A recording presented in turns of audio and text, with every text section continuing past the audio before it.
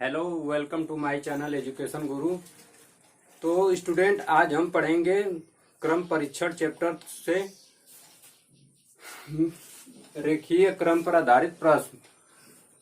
इसके बाद एक टॉपिक और बचा है इस चैप्टर से, तो उसको कल क्लियर करा देंगे। तो चलिए शुरू करते हैं। हम आज का पहला प्रश्न, 6 व्यक्ति A B C D E और एफ एक पंक्ति के मकानों में रहते हैं। बी के पड़ोसी एफ तथा डी हैं, कामा ई के पड़ोसी ए तथा सी हैं, कामा न तो एफ के बगल में है नहीं डी के। यदि सी भी डी के बगल में नहीं रहता है तो सी का पड़ोसी कौन है? तो सबसे पहले इसमें एक रेखा बना लेते हैं।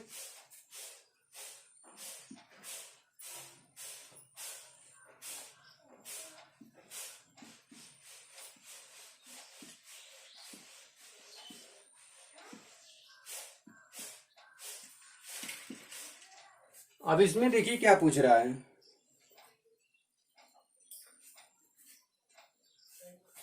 बी के पड़ोसी एफ तथा डी हैं। तो बी का पड़ोसी जो एफ तथा डी है,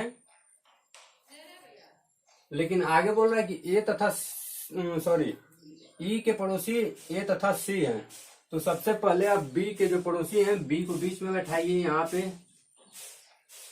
और एफ को यहाँ बैठा दीजिए। अब डी जो है यहाँ किनारे बैठेगा। अब इसके बाद बोल रहा है ना कि ई के पड़ोसी ए तथा सी हैं, तो ई हमेशा बीच में आएगा क्योंकि ये दोनों लोग इसके पड़ोसी हैं। तो दोनों यहाँ पे आएगा, 3 3 6। ई यहाँ पे आ गया। अभी बोल रहा है ना कि ए तथा सी है, तो आपका ए यहाँ हो जाएगा और सी यहाँ हो जाएगा। अब देखिए क्या बोल रहा है, ए न तो एफ के बगल में है न ही डी के। तो देखिए ये यहाँ हो गया, ना इसके बगल में है न डी के। अब आगे भी बोल रहा है, यदि सी भी डी के बगल में नहीं रहता है तो सी का पड़ोसी कौन है? तो देखिए सी भी डी के बगल में नहीं है, तो अब ये पूछ रहा है ना कि सी का पड़ोसी कौन है। तो आपका उत्तर हो जाएगा सी का पड़ोसी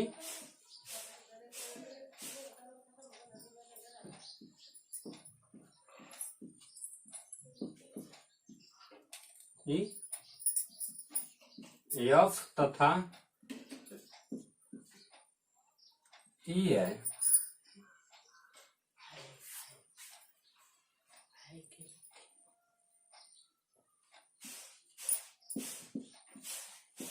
यही आपका उत्तर हो जाएगा।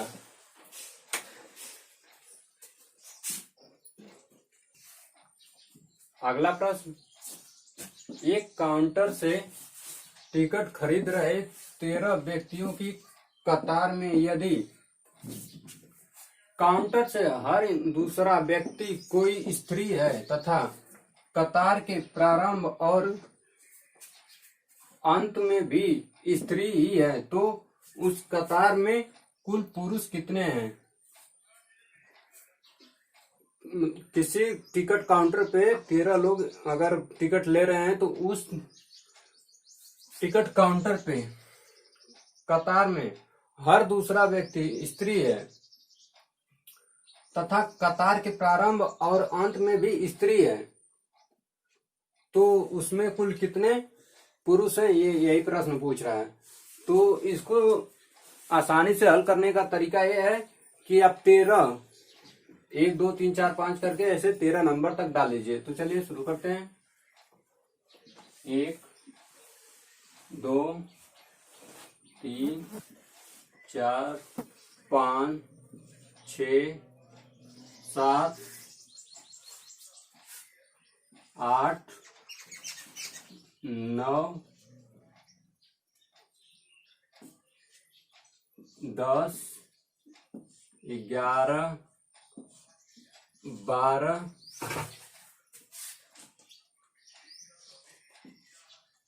13। अब 13 नंबर डाल लेंगे तो आपको बहुत आसानी से समझ आएगा, इसीलिए हमने इसको नंबर से समझाने का प्रयास किया है। अब देखिए इसमें 13 नंबर तो हो गया। अब इसके बाद बोल रहा है कि आपका कतार के प्रारंभ में और अंत में भी स्त्रियां ही हैं। तो सबसे पहले आप यहाँ पे फीमेल लिख लीजिए, मेल फीमेल, ये मतलब मेल यानी स्त्री हो गया। तो यहाँ पे स्त्री हो गई। तो अब जैसे ही वहां पे दिया है कि हर दूसरा व्यक्ति, तो देखिए अब यहाँ पे है तो यहाँ पे जरूर मेल होगा। क्यों होगा? क्योंकि उसने बोला है दूसरा नंबर, तो पहला तो यहाँ फीमेल ही है, तो फीमेल के बाद जरूर मेल होगा तब न दूसरा आएगा। तो अब यहाँ पे फीमेल हो जाएगा। फीमेल होने के बाद फिर अब यहाँ पे मेल होगा, फिर यहाँ फीमेल होगा, फिर मेल होगा, फिर फीमेल होगा, फिर male, female, male, female, male, female. देखिए क्या पूछा था कि कतार के प्रारंभ में और अंत में भी स्त्रियां हैं, तो प्रारंभ में यहाँ हो गया और यहाँ हो गया। अब देखिए आप कंफ्यूजन में होंगे कि दूसरे नंबर पर फीमेल क्यों नहीं आया। तो आपको बता दें, जब एक प्रश्न में बोल ही दिया है कि पहले नंबर पे मतलब प्रारंभ में फीमेल है और अंत में भी फीमेल है, तो जैसे ही इसने प्रारंभ में बता दिया तो ये हट जाएगा, अब उसका स्थान वहां से हट जाएगा। अब यहाँ से 1 2, अब तो क्या बोल रहा है कि काउंटर से हर दूसरा व्यक्ति कोई स्त्री है, तो हुआ ना। अब ये पहले नंबर पे आ गया, ये पहले नंबर पे आ गया, तो 1 2 ये दूसरा नंबर पे फीमेल हो गया, फिर यहाँ मेल, फिर फीमेल। अब ये हटता जाएगा। देखिए यहाँ पे 1 नंबर हो गया, 2 नंबर फीमेल, फिर यहाँ 1 पे मेल, दूसरे पे फीमेल, फिर पहले पे मेल, फिर फीमेल, फिर पहले पे मेल, फिर दूसरा नंबर फीमेल, फिर पहला नंबर। ये नंबर वाइज कटता जाएगा। अब देखिए अब इसको 2 भागों में बांटना। अब यहाँ से कट गया, दूसरे पे देखिए फीमेल आ गया, फिर इसको यहाँ से काटेंगे, दूसरे पे फीमेल आ गया, फिर इसको यहाँ से काटेंगे, फीमेल आ गया, फिर दूसरे पे काटेंगे, फीमेल आ गया, यहाँ से काटेंगे फीमेल, यहाँ से काटेंगे फीमेल, और हम बोला ही है अंत में फीमेल है। तो इस टॉपिक को ऐसे समझते हैं। आप कंफ्यूजन मत हो जाइएगा कि अगर आप देखिए पहले पे भी रख दिए फीमेल, और दूसरा जो बोला है कि दूसरा हर दूसरा व्यक्ति फीमेल है, तो अब दूसरा 2 नंबर के चक्कर में पड़ के यहाँ पे फीमेल रख दिए, तब तो सारा क्वेश्चन ही गलत हो जाएगा। तो देखिए अब इसमें अब पूछ रहा है ना कि उस काउंटर में कुल कितने व्यक्ति हैं, मतलब उस काउंटर लाइन में। तो देखिए पुरुष पूछ रहा है, व्यक्ति नहीं पुरुष। तो पुरुष कितने हैं? 1 2 3, सॉरी इसको हटाइए, रुकिए शुरू से बताते हैं। 1 2 3 4 5 6, अर्थात उस कतार में टोटल 6 पुरुष हैं।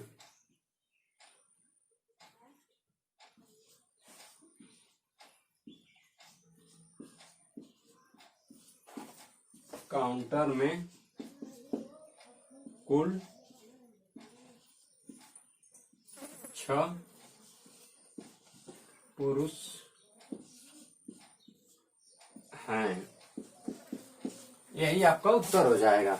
अब मेल पूछेगा कि मेल सॉरी फीमेल कितनी है, तो फीमेल आपका काउंट कर लीजिए 1 2 3 4 5 6 7, यानी टोटल 7 महिलाएं हैं उसमें। तो आप लोग इसे नोट कर लीजिए।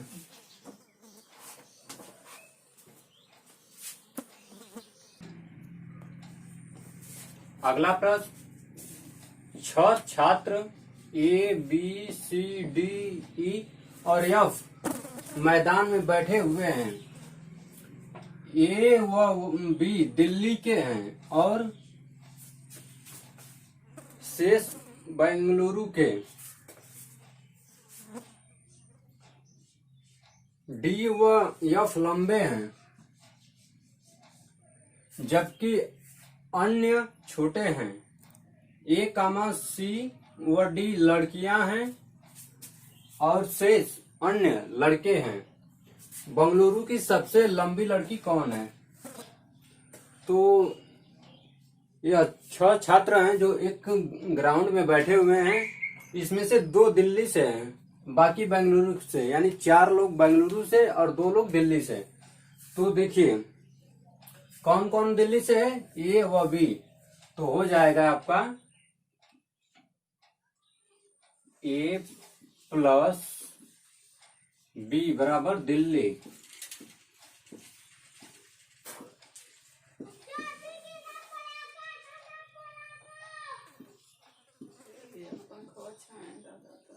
दिल्ली से। अब इसमें जो 4 लोग बचते हैं बी के बाद, देखिए सी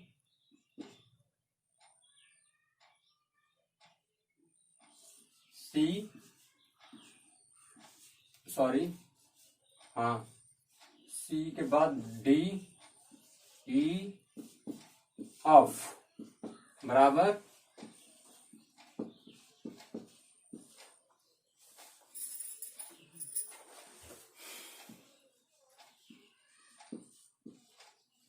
बेंगलुरु से। अब ये 4 लोग बेंगलुरु से हो गए। अब बोल रहा है ना, आगे प्रश्न में बोल रहा है डी व एफ लंबे हैं। तो डी प्लस एफ बराबर हो जाएगा लंबा।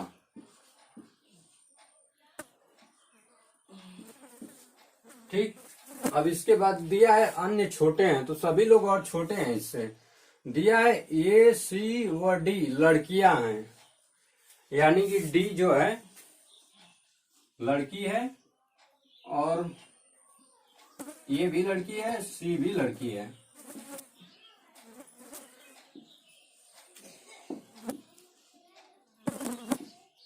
ये तीनों लोग लड़के हैं, तीनों लोग लड़की हो गए। अब आगे पूछ रहा है शेष अन्य लड़के हैं, यानी बी लड़का है, ई लड़का है, एफ लड़का है। आगे पूछ रहा है कि बेंगलुरु की सबसे लंबी लड़की कौन है। तो देखिए बेंगलुरु से कौन कौन है, सी डी ई एफ।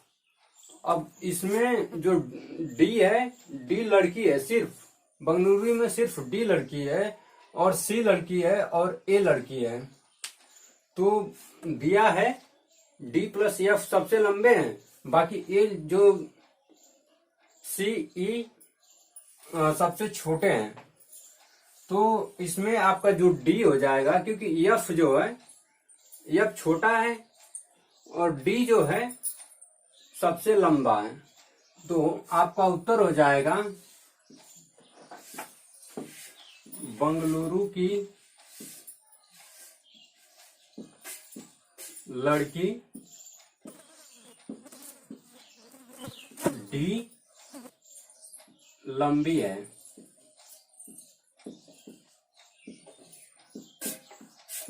यही आपका उत्तर हो जाएगा।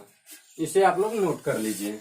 प्रश्न, 5 पुस्तकें A B C D E एक मेज पर रखी हैं। यदि यदि ए को ई के नीचे, कामा सी को डी के ऊपर, कामा बी को ए के नीचे तथा डी को ई के ऊपर रखा जाता है, तो निम्न में से कौन सी पुस्तक मेज के तल को स्पर्श करेगी। तो इस प्रश्न में पूछ रहा है कि 5 पुस्तकें रखी हुई हैं जो कि एक के ऊपर एक के ऊपर एक के ऊपर। तो जो सबसे नीचे यानी जो मेज पे है, मेज के तल पे लगी यानी सबसे पहली पुस्तक कौन सी है जो मेज के तल पे लगी है। तो सबसे पहले ऐसे प्रश्नों को हल करने के लिए आप मेज बना लीजिए। ये हो गया आपका मेज। अब इसके बाद आपका उत्तर हो जाएगा, दिया है यदि ए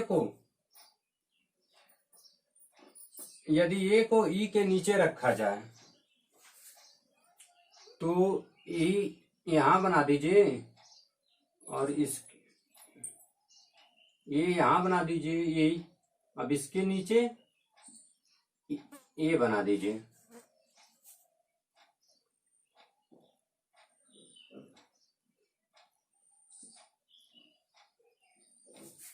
अब बोल रहा है सी को डी के ऊपर कामा बी को ए के नीचे रखा जाता है। तो ए के नीचे बी को रखिए सबसे पहले। अब इसके बाद सी को डी के ऊपर, तो डी कहाँ बैठा है इसमें कहीं पता नहीं चल रहा है तो उसको अभी छोड़ देंगे। अब इसके बाद दिया है बी को ए के नीचे, तो ए के नीचे। अब तथा डी को ए के ऊपर, डी को ई के ऊपर, तो डी आपका बैठेगा यहां। ठीक। अब बोल रहा है सी को डी के ऊपर, तो ये यहां हो जाएगा।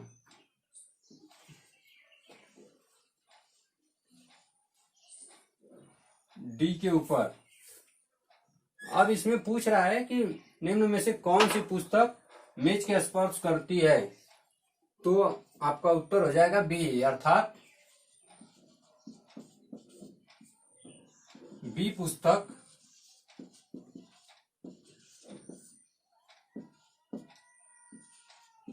मेज तल को स्पर्श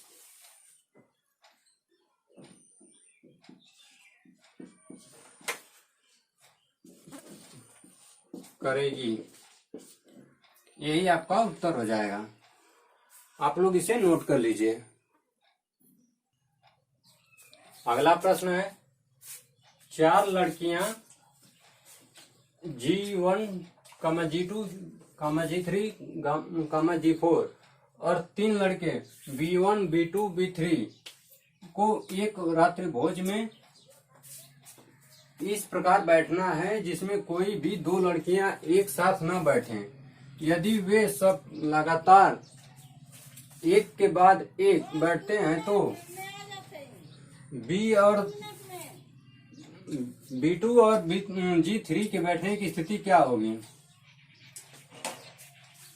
4 लड़कियां और 3 लड़कों को एक रात्रि भोज में, रात्रि भोज का नाम सुनकर मुंह में पानी ना आ रहा हो, इस प्रकार बैठाना है जिसमें कोई भी 2 लड़कियां एक साथ न बैठें।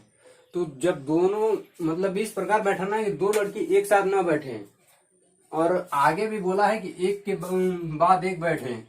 तो एक के बाद, ध्यान दीजिए बात को, एक के यानी के मतलब एक के बाद एक। तो इसमें देखिए बैठने की स्थिति ये हो जाएगी आपकी,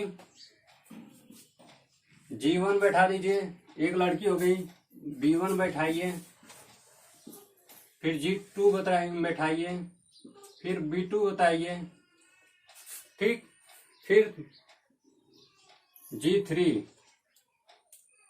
फिर B3, फिर G4। हो गए आपके चारों लड़कियां बैठ गई, कोई भी लगातार नहीं बैठी है और सबके बैठने का क्रम है। अब आगे पूछ रहा है ना कि एक के बाद एक बैठते हैं तो B2 और B3 का बैठने की स्थिति क्या होगी। तो देखिए इसमें ना काउंट करना है दाहिने साइड से कि सॉरी बाएं साइड से कि चौथे नंबर पे आते हैं। तो B2 जो है 3 नंबर पे आएगा और G3 जो है 4 नंबर पे आएगा। तो आपका उत्तर हो जाएगा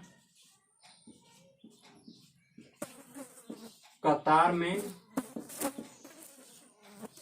B2 और G3 के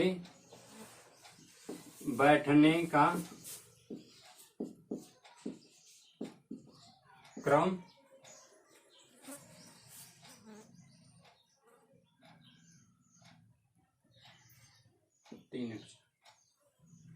चतुर्थ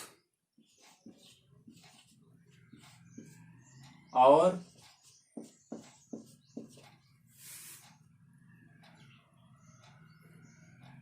षष्ठ।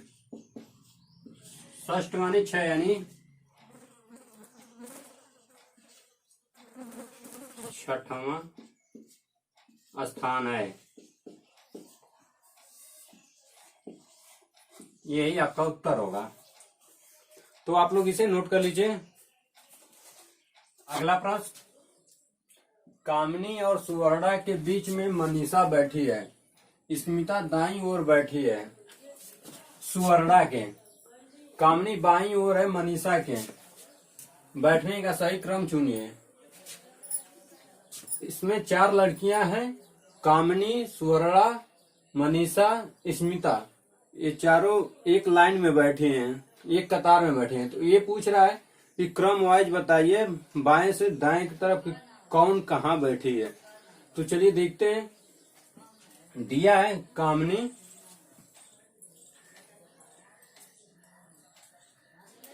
कामिनी और सुवर्णा के बीच में मनीषा बैठी है। तो देखिए कामिनी यहाँ हो गया,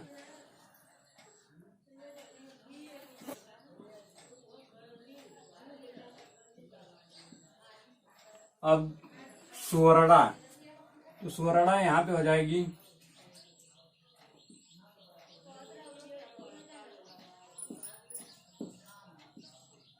मनीषा बीच में, इन दोनों के बीच में बैठी है, तो मनीषा।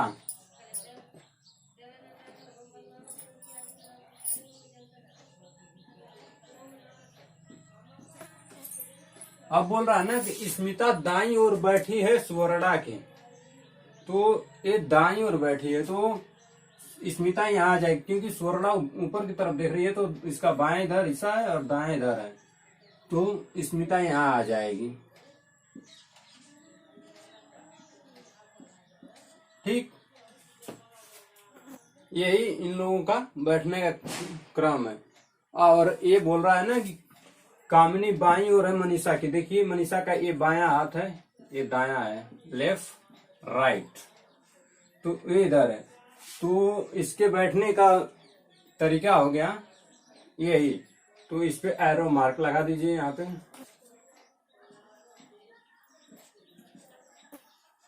यही। अब कामिनी 1 नंबर पे हो गई, मनीषा 2, सुवर्णा 3, स्मिता 4। तो ये आज का टॉपिक हमने रेखीय क्रम पर आधारित प्रश्न क्लियर करा दिया है। इस चैप्टर से मात्र एक टॉपिक और बचा है जो कल क्लियर कराएंगे। तो स्टूडेंट, कुछ लोग बोल रहे हैं कि सर आप बहुत धीरे धीरे पढ़ा रहे हैं। तो आपको बता दें कि आप यदि तैयारी कर चुके हैं तो आप लोग को लग रहा होगा कि हम धीरे धीरे पढ़ा रहे हैं, लेकिन जो बच्चे अभी तैयारी करना शुरू कर रहे होंगे उनके लिए अगर उन्हें धीरे धीरे पूरे अच्छे तरीके से प्रॉपर अगर न समझाएंगे तो फिर उनके समझ में नहीं आएगा, तो फिर क्या फायदा। तो थोड़ा सा वीडियो लंबी हो जा रही है, लेकिन आपका भी बेनिफिट होगा और उनका भी बेनिफिट हो जाएगा। और रही बात धीरे धीरे पढ़ाने की, तो हम जैसे ही चैप्टर 2-3 चैप्टर जब पढ़ा लेंगे तो इस पे सिर्फ आपको प्रैक्टिस कराएंगे, तो प्रैक्टिस में थोड़ी स्पीड रहेगी। तो ये चैप्टर क्लियर हो गया है। तब तक तो हम मिलते हैं अगले वीडियो में। और हाँ, चैनल को सब्सक्राइब नहीं किए तो सब्सक्राइब कर लीजिए और वीडियो को लाइक तो कर ही दिया करिए सर, क्योंकि लाइक और सब्सक्राइब करने में कोई आपका बेनिफिट है और फिर इसके बाद आपका पैसा भी नहीं लग रहा है। तो कृपया करके आप वीडियो को लाइक करें और चैनल को सब्सक्राइब जरूर करें। तो मिलते हैं नेक्स्ट वीडियो में, तब तक के लिए जय हिंद, जय भारत।